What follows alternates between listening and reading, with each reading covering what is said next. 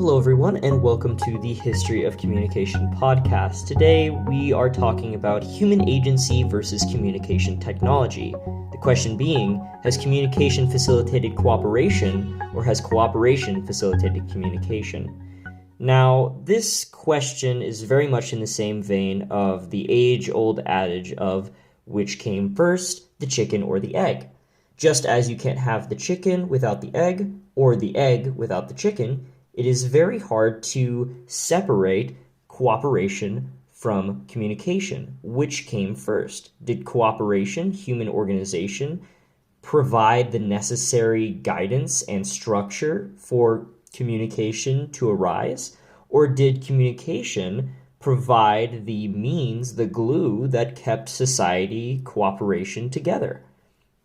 This question is central to the history of communication and is something that I want to get into in depth here today. We're going to dive into this topic by first defining what communication is, then cooperation under the sphere of this podcast.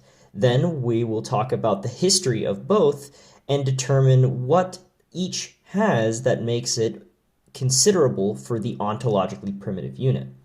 In the end, hopefully we'll be able to come to a discernible conclusion and finally answer this burning question. So just what do I mean by communication and cooperation during this podcast? So the broad definition given to us by Daniel Ussera defines human communication as the process of making sense out of the world and sharing that sense with others by creating meaning through the use of verbal and nonverbal messages. Essentially, if we were to boil this sentence down, what it comes out to is sharing senses to communicate meaning. And sharing senses is a very broad term, and it's going to butt heads with our next term, cooperation. Now, cooperation, as defined by Chris Allen, actually is the coordination of multiple individuals toward a goal that benefits the entire group. It's a fundamental feature that human social life has.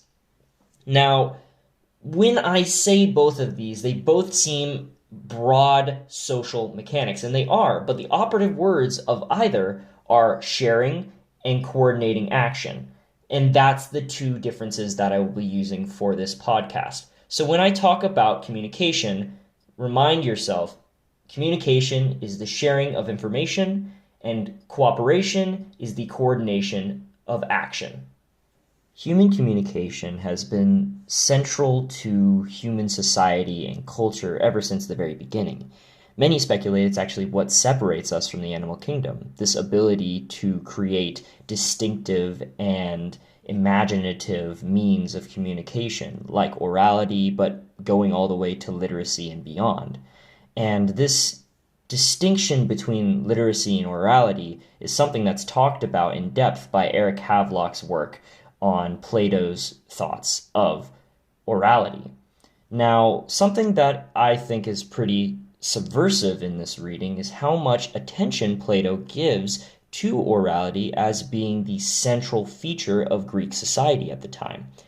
While Plato is mostly against poetry and the oral tradition in the culture, it shows that the oral tradition is what has kept the Greek society together and what the structure of Greek governance and Greek democracy has been built upon. It's talked about in Eric Havelock's book that orality preserved communication throughout generations. It's what helped glue society together even after the originating generation had left. So this is a definite step in the right direction for understanding communication as the ontologically primitive unit. But let's move forward in time and talk a little bit more about the printing press. So as we get into the late 15th century, we have this boom, this revolution of the printing press. The printing press allows for the sharing of information at volumes unprecedented until now. Even with the dawn of literacy, this is the farthest we've come since then. And many people acknowledge the scholarly effects of this. And the scholarly effects are great, don't get me wrong, but something that Eisenstein brings up is that it also had massive effects on the economy and industries of the countries in Western Europe that adopted the printing press. And in the cities and in the areas that adopted them, we see an entire new class of workers be created. This class of workers is something that transforms society in these areas. We are seeing a very real adaptation of the communication technology directly impacting the society and cooperative means of the time. I think you can see where I'm going with this, but it's clear that in this essence, communication and communication technology was what progressed society. It progressed our cooperative abilities, and that makes it the ontologically primitive unit. We don't see another change like this until the late Renaissance when we have the Enlightenment. But we'll get into the Enlightenment and the ideas of nationalism when we talk about cooperation. For now, let's skip ahead to the early 20th century. Now, in the early 20th century, something we see is a massive explosion in mass media culture because of the First World War. As the countries involved in the war are trying to drum up war support, they start producing propaganda and media controlling machines that emphasize the role of media in society at the time. And this is something that continues well after World War I ends, and is something that is addressed by the later Lippmann-Dewey debate that we're about to talk about. Now, Michael Schudson talks about the Lippmann-Dewey debate in defense of Lippmann to show how he wasn't just focused on experts ruling the world, and he did support democracy. But I'm getting ahead of myself here. First, to understand the Lippmann-Dewey debate, it needs to be understood that both Lippmann and Dewey greatly saw a dearth in democracy because of the effects of mass communication. What was this dearth? Well, personally, Lippmann says that he thinks the individuals that made up democracy were not capable, did not know enough to understand and fully cooperate with what was necessary for a democracy to run. Therefore, they were not able to function and needed the support of experts to guide them, or at least guide their own policymaking.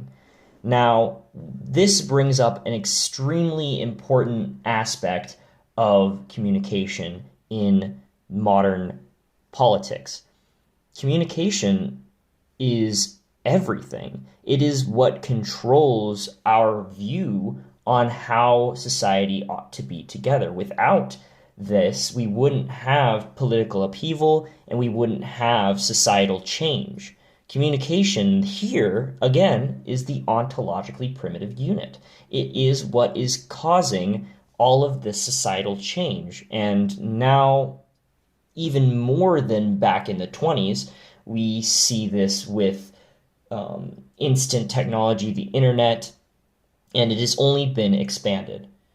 So, to conclude the communication part of this talk, it is very much leaning towards the point of it being the ontologically primitive unit. But let's talk about cooperation and its history next. The history of human cooperation is just as old, if not older, than human communication itself. Humans are social animals, after all, and this is something that is gone into in depth in the New York Times piece written by John Noble Wilford, When Humans Became Human. In this piece, he talks about human creative explosion that happened at the earliest point in human society. We start to see humans come together and create symbols communicating who they are as people. Now we're starting to see that structure might be the ontologically primitive unit, as these individuals have to come together to create symbols that mean something. Communication without cooperation is meaningless, after all. Therefore, maybe cooperation might be the ontologically primitive unit. But before we get ahead of ourselves, let's talk about the next step in human cooperation back in ancient Greek democracy. Here I'll be referencing Robin Waterfield's work on Protagoras of Abdera. Now, Protagoras was a sophist that heavily dealt with civics and civic virtue as a foundational part of his philosophy.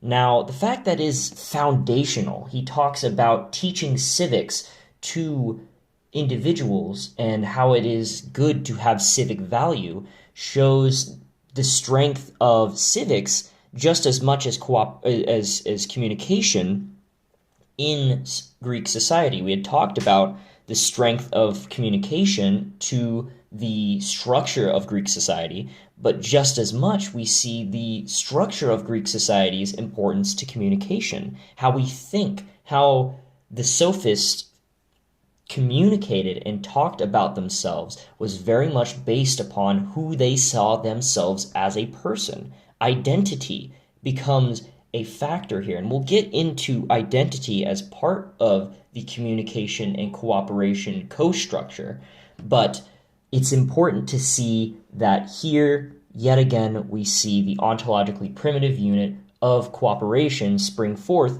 as a subject to which we place our identities upon and create communication, the ability to communicate ourselves to others on a mass scale, on a bigger scale, not just from me to you, but from us to them.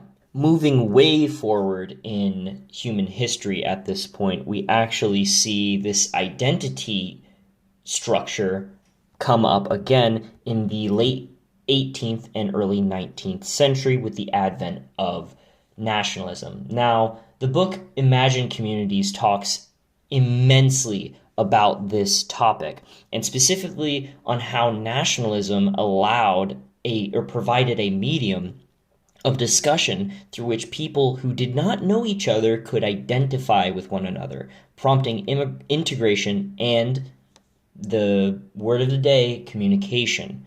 So this structure of national identity, this structure of having a nation, a government, a people, a cooperative action seems to be the funnel through which communication can occur in this case, not just as a locomotive for identity, but as a pedestal from which you can express the very things you want to say.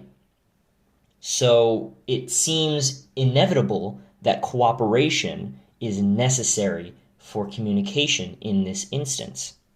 Finally, let's go back to the 20th century with the Dewey-Lippmann debate. Now, the Dewey-Lippmann debate, as discussed by Tony de Cesare, talks a little bit more about Dewey's perspective, and that's what we'll be focusing on in this portion of the podcast. Dewey had a critical view of how Lippmann saw the problems of democracy in modern society.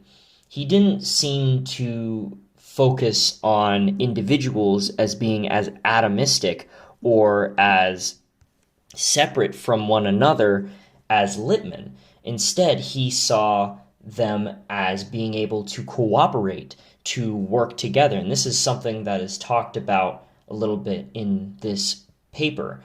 And we see how Dewey's focus on education, this focus on working together to fix democracy, seems to be the preferable aspect of his theory.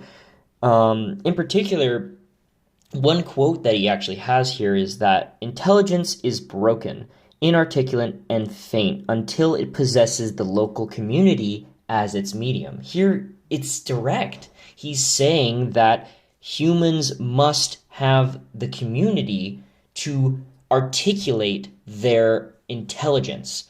So, in other words, communication must be through the medium of cooperation, making cooperation the more ontologically primitive unit and the main source of change throughout history. To conclude, what does all this mean for our original question, which truly came first? And really, I think neither did. As we've talked about, either position has been verified at any given point in history. Instead, it seems more that at one point, communication might prompt cooperation to excel, and from there, cooperation will prompt communication to excel. As means of writing are invented, they allow for cooperation to be expanded, and that expanded cooperation with new industries, new economies, and etc. allows for communication to be funneled in a specific direction. All of this being said, it's not really so much about which came first, but about what has come most recently and where we're going next. This has been the History of Communication podcast. Thank you so much for listening.